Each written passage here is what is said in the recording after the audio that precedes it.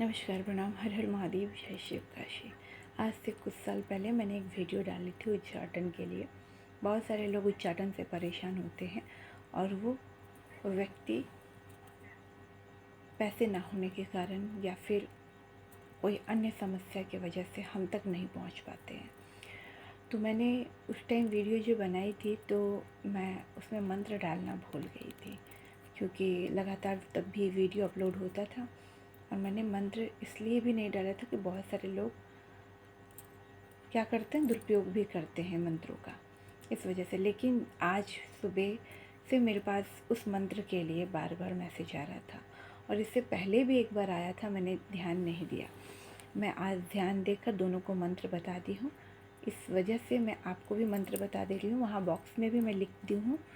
तो देखिए, छुटकारा पाने के लिए बहुत सारे मंत्र होते हैं और सबके मंत्र अलग अलग होते हैं। किस व्यक्ति पे किस प्रकार का उच्चाटन और किस चीज़ के द्वारा करवाई गई है वही काम करता है, ठीक है। इस बात को हमेशा ध्यान रखिएगा। हर व्यक्ति पे जो उच्चाटन, जो क्रिया होती है वो अलग अलग चीज़ों के द्वारा की जाती है।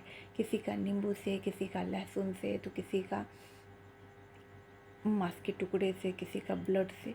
हर व्यक्ति का जो उच्चाटन का जो चीज़ें होती है, कपड़े से, तो हर व्यक्ति के ऊपर अलग अलग तरीके से प्रयोग किया जाता है। तो जब हम शमशान में ले जाकर उनकी पूजा करते हैं तो हम उस व्यक्ति को एक बार में ठीक करते हैं और उसका जो जितने साल पुराना होता है उसका पूजा हम खुद करते हैं, क्योंकि सामने वाले का मुझे पता है कि वो एक दिन करेगा, दूसरा दिन से छोड़ देगा और वो जितना साल का पुराना होगा उसका आधा भाग होता है। जैसे कि किसी को 8 साल का तंत्र है तो उसका 4 साल हमें पूजा करना पड़ता है। तो इस प्रकार से तंत्र की पूजा होती है। तो वो हमारा हेडक होता है, लेकिन हम उस व्यक्ति को एक दिन में राहत पहुंचाते हैं। लेकिन कुछ नियम होते हैं कि जब तक हमारा पूजा यहाँ कंप्लीट ना हो तब तक उनको कुछ नियम बताया जाता है, वो उनको फॉलो करना होता है। और जो व्यक्ति खुद से कर सकते हैं तो वो व्यक्ति खुद से भी कर सकते हैं, उसके लिए कोई दिक्कत नहीं है। लेकिन अगर आपने एक बार संकल्प उठा लिया तो बीच में आप पूजा नहीं छोड़ सकते हैं, वरना आप ही का हानि होगा। और बहुत बार देखा जाता है कि इंसान की मृत्यु तक हो जाती है किसी भी कारणवश, कैसे भी करके। हार्ट अटैक आए, गाड़ी के नीचे आ जाए, किसी भी प्रकार से उसकी मृत्यु हो जाती है। और बहुत बार ऐसा भी देखा जाता है कि अगर इंसान गलत उच्चारण मंत्रों का किया तो भी उसको अपने जीवन में परिणाम देखने को मिलता है। तो पहली बात कि आप गुरु के सानिध्य में रहकर अपना उतारा, अपना पूजा पाठ, जितनी भी विधि होती है वो करें, क्योंकि आप खुद तो अघोर संप्रदाय से या अघोरी नहीं है, या आप गुरु दीक्षा नहीं लिए हैं। पहली बात, आपका ऑरा क्लीन नहीं होगा, क्योंकि आप ही पे तंत्र है, आप ही उसको करेंगे। तो भी मैं एक उपाय बता देती हूँ शिव जी का, जो मैंने बताया था कि आप शिवलिंग के पास जाइए, प्रतिदिन पूजा कीजिए। पहले 5 माला, फिर 11 माला करके 21 दिन में पूरा कीजिएगा। उसके नियम क्या है मैं आज बताती हूँ। आपको ज़मीन पर सोना है, पहला नियम। ब्रह्मचर्य का पालन करना है, दूसरा नियम। तीसरा कि आपको अन्य ग्रहण नहीं करना है, सिर्फ आप फल एक समय ले सकते हैं, एक समय बांधकर शाम के समय। इस बात का ध्यान रखिएगा, चाहे आप 7 बजे कीजिए, 6 बजे कीजिएगा, 8 बजे कीजिएगा, वो आपके ऊपर निर्भर करता है, लेकिन एक ही समय पे कीजिएगा इस तरीके से। और जो मंत्र होगा, जो मालाएं होंगी वो रुद्राक्ष की माला पे होंगी। मैं मंत्र आज आपको यहाँ बता दूँगी अभी। तो इस चीज़ को अगर आप कर लेंगे तो आप खुद से भी ठीक हो सकते हैं, लेकिन ये नियम से आपको रोज़ करना ही पड़ेगा, तब जाकर आप कहीं ठीक हो पाएंगे। और जिस व्यक्ति को हम तक अभी नहीं पहुंच सकते, वो कुछ साल बाद ठीक होना चाहते हैं, तो वो ताबीज़ मंगा के पहन लीजिए, आपको आराम मिल जाएगा। लेकिन अगर आप एक बार में निवारण चाहते हैं, अपने जीवन से इन सब चीज़ों से पीछा छुड़वाना चाहते हैं, लंबे समय से परेशान हैं, तो आपको उसके लिए तंत्र पूजन करवाना ही पड़ेगा, आपको आना ही पड़ेगा, ठीक है। एक बार में आप ठीक हो जाएंगे।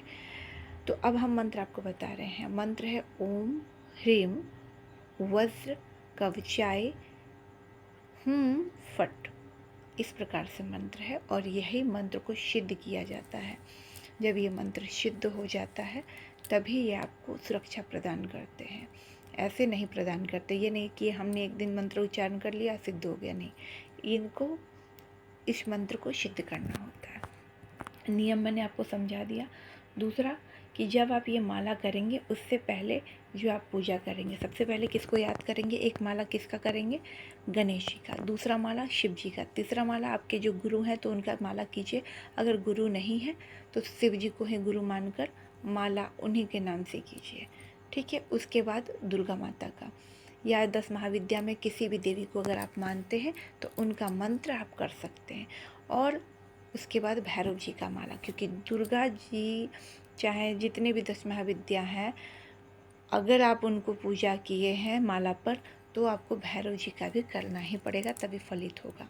इस बात को ध्यान रखते हुए तब आपको 11-11 माला प्रतिदिन उठाना है।